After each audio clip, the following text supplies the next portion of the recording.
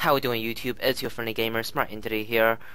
This is going to be a tutorial video where I show you guys the most efficient way of doing Warframe missions. And what that means is basically using the best frame and the best weapon for a particular mission type to meet that mission's objective the fastest. So to begin with, I'm going to talk about exterminate missions. Now, exterminate missions, especially these invasion missions, have become a really big thing because you get Futuron mutagen mass detonite injectors from these missions as a reward. Usually you get 3 for a 5 exterminate run, and this is much more efficient and faster to get compared to making them in the foundry. Now I'm doing a invasion mission here, but this will work just as well in a T3 exterminate, which currently is the hardest exterminate to do. So basically I'm using Ember Prime, and the reason I'm using her is because of her ultimate, World on Fire. This is the exact same build I'm using as my specialized build episode 1. And basically back then I remember one of the viewers saying, you know, any frames ultimate that deals damage can do this. And though that is half true, it's not nearly as good as using World on Fire. And the reason for that is because World on Fire has a radial effect. What that means is the power actually moves with a frame. If you use something like, say, Rhino Stomp, you know, you stomp the area and that'll do damage to the enemy in the immediate area. But you won't move with Rhino, whereas World on Fire actually moves with Ember. So with the duration build I have, it is definitely, you know, it's the best for clearing out these extermination maps. And even with the T3 survival, where the enemies are a bit more tougher, World on Fire do sufficient damage to kill most basic enemies in 1 or 2 hits. The heavy gunners will take a bit more, but that's where the Amprex come in. So I've decided to use Amprex as a weapon of choice for the exterminate missions, and the reason for that is because it hits multiple targets, and it actually, you know, travel from target to target without you having to actually aim at the second targets. So this is better than Soma in that Soma is single target, and it's better than something like Penta in that there's no risk of self-harm. The only disadvantage of Amprex is the ammo efficiency, which in this case is actually not a disadvantage because by the time you're out of ammo, you should be, you know, finishing the map anyway. As far as secondary weapon goes, any secondary is fine. You know, you probably won't even use it. With regard to the melee, you've probably seen I've been using a dual Zoran. I just did quite a big jump here, and that's always good for, really, just for traveling.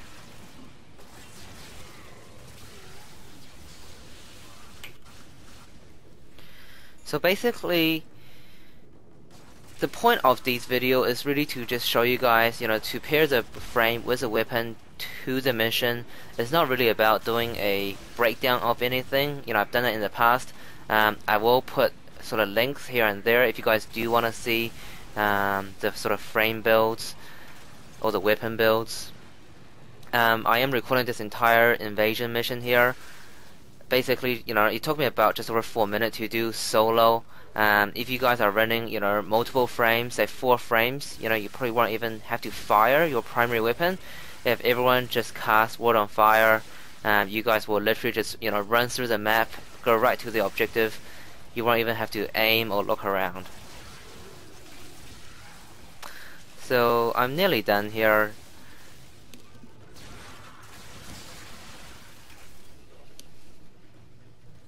So we'll jump into the build shortly, or just jump into the arsenal shortly. I'm not gonna sort of go over anything, but it'll just be a quick look for those that just want to see what kind of build I'm using. So here's a build. So the Ember Prime duration build, exact same as my specialized build episode 1, the Amprex, the dual Zoran. One thing I do want to quickly mention is you do need Fury. I've added Berserk in there as well, but you definitely need Fury for that traveling. And also you want Carrier with Vacuum, because that'll suck up all the energy, allowing you to cast World on Fire again and again without having to, you know, walk around collecting all that energy orb. So next I'll talk about every other mission pretty much. So I'm running a Deception Nightmare mission, So for anyone that want Nightmare mods, do not run any other mission type other than Deception. It's definitely the easiest, it's definitely the fastest, it's definitely the most efficient. So for Deception, Nightmare or non-Nightmare, Sabotage, Spy, Capture, you definitely want to use your Rhino. I have Rhino Prime here, and the reason for that is because of Iron Skin. Now some people would say, lower keys speed, lower keys invisibility, or volts power, which is speed, will help you run some of those missions faster. For certain types such as tower missions, maybe, but for these kind of ordinary maps and tower missions included, I definitely prefer Rhino, because Iron Skin will make you immune to these sort of shield doors or door barriers, if you like, whereas all the other frames can't have that invulnerability towards that. And with the Arcane Helmet, the one that gives you additional speed, I will show you guys that later. The amount of speed that Rhino have is actually extremely impressive with a max rush. So Rhino is definitely the frame I will use for all these sort of other, run from A to B, and then from B to extraction missions. So that was your Deception, Sabotage, as well as your Capture missions. I will jump into the build of it shortly. Again, I'm not gonna talk too much about it. It's really just to tell those people that do want to know what it is a quick look. By the way, I haven't done a Rhino Prime specialized build yet. I will in the future, but basically, yeah. So here's the build. It's basically nothing too special about it.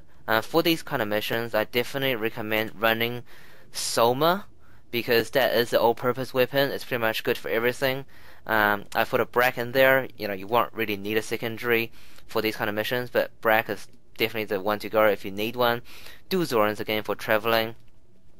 Nothing too special there.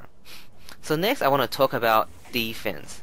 Now I'm just putting a quick little Nova clip here just to show you guys the effect of overextended on the new sort of molecular prime nerf. So basically overextended make these enemies go a lot faster, and right now, as funny as that sounds, it's definitely what I recommend for defense missions. Remember, this is about meeting the objectives as fast as possible, so this will actually help you do anything from wave 5 to wave 15, which sometimes is a requirement, because infestation is quite weak.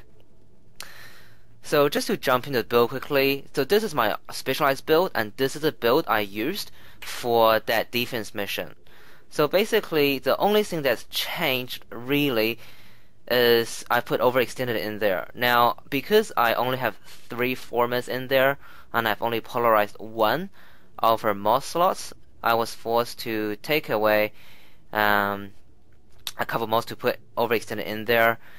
If you guys do not have that issue, or if you have more than enough mods available, then just take out Intensify, leave Flow in there, and put in overextended.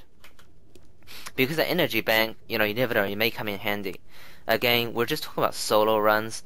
If you have, friends or other squad members, these kind of missions can run a bit faster with other frame powers. Notably, if you are running solo, I definitely recommend Frost for your sort of tower / corpus / Gwynir defense. And the reason for that is because sometimes you get alerts where you have to do 15 waves of defense, and especially if you're doing it solo, having a Frost Snow Globe active definitely do help. And with tower, of course, you may not want to leave at your first 5 waves. You might want to wait for your reward or the prime party you want. So definitely use your Frost Prime with that Snow Globe for those defense capabilities.